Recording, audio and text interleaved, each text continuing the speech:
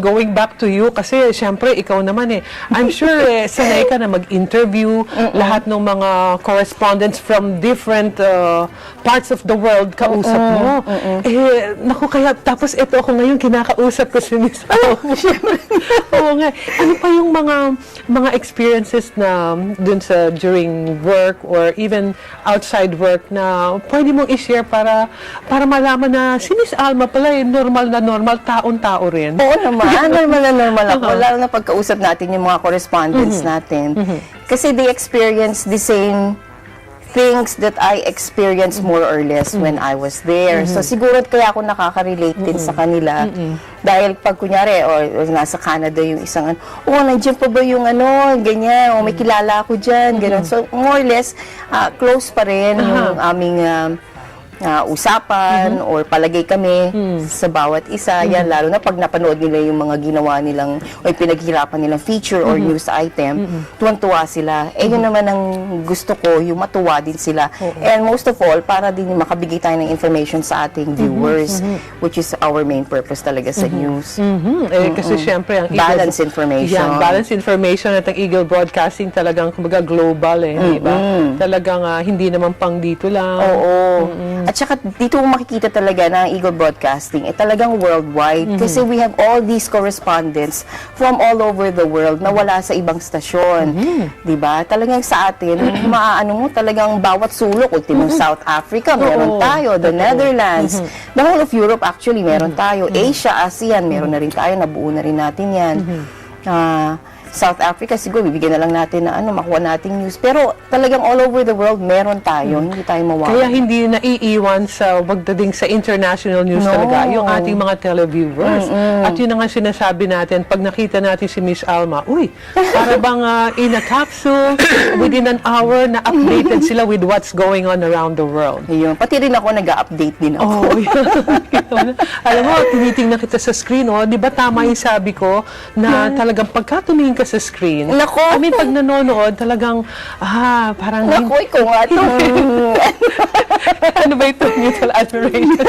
Hindi. Alam mo, well, I had a chance to do news ng early part, diba? Tayo, mag-counterpart tayo nun, diba? Kaya every time na nakikita ko Hangang-hanga nga ako sa inyo. Sabi ko, lakas ng dating nito si Mylene sa screen. Gusto ko ito makasama. Siguro, dahil contagious ka. Ganun yata talaga pagka meron ka hinahangaan, parang somehow, na i-imbibe mo na, tama ba yun? Yung parang, ang ganda nito, para bang somehow, yung pangarap, malay mo, na sa pangarap alone, makasama ko na, ito na nga. Ito na nga, magkasama na tayo. Kaya nga, kaya lang dito sa ating bahay, sa setting na ito, okay, parang, ang comfortable nga dito. Okay kasi talagang homey. Nagkukwentuhan lang. At ang masaya niyan, nakakakwentuhan tayo ng ating mga kataong bahay. Yes. There was a time na nagkasama tayo. Isang pagkakataon din yun na nabanggit mo what you do at home, what you cook. Hindi ko nakakalimutan. Yun nga, naiya ako. Hindi ko na mabanggit kasi hindi ako nakadala ng what I cook. That's okay. That can wait. Next time, para may next time ako dito. Oo nga, next time. Pero not necessarily naman na hindi naman, baka naman sabihin mo, kaya ka na-invite dahil dun sa paborito mong Hindi naman. Hindi ba halata na sinasabi ko? Yung aking lasagna, hindi ko pala. Lasagna kasi pala. may trabaho di ba? Hindi biro. Tapos morning, biglaan. Sabi ko, daw makatuto ka. Di ba, good excuse na Hindi, at saka Namadala akong lasagna. Hindi, at saka yan nga, hindi biro, matagal talagang pine-prepare. Oo. For a person like you, hindi ko nga ma-imagine that you still find time to cook. Knowing na sobrang subsob sa trabaho. Actually, minsan nga hindi na si Lola pero when I do cook, talagang sabihin ko ba yung word na yun? Pag ako nagluto, kunyari, yung mga anak ko talagang, kunyari isang kaldero yung ubus talaga yun. Nasasabit din sila nila yung sa luto ni Mami. Ganun. Mami ba ang tawag sa'yo? Oo, Mami pa rin. Mami, ayun. Kasi nga, di ba, mga kapampangan, kapampangan. By the way, kapampangan pala. Yes, kapampangan. Hindi ako masyadong biyasa. Biyasa. Ako'y ditak lang. Ayan, kapampangan. Tayo mga crew dito, daming kapampangan. Ganon, sino-sino ba ito? Kapampangan country ito. Ba, yan ang hindi ko alam. Oo. Kaya nga, ano nga ba yung Oo, exactly? mas masarap magluto ang Kapampangan, parang malasa. Yan. Ganun. Naku, sayang, hindi ko na yung Okay lang, mug mo okay ba, lang. nadala mo para sana uminom Ay, tayo ng oo nga tubig. pala, yung aking mug, naiwan ko Oo. sa ano. Kasi Pero normally, okay lang. normally, what do you do para ma-maintain mo ang beauty? Sige nga. Naku, wala akong...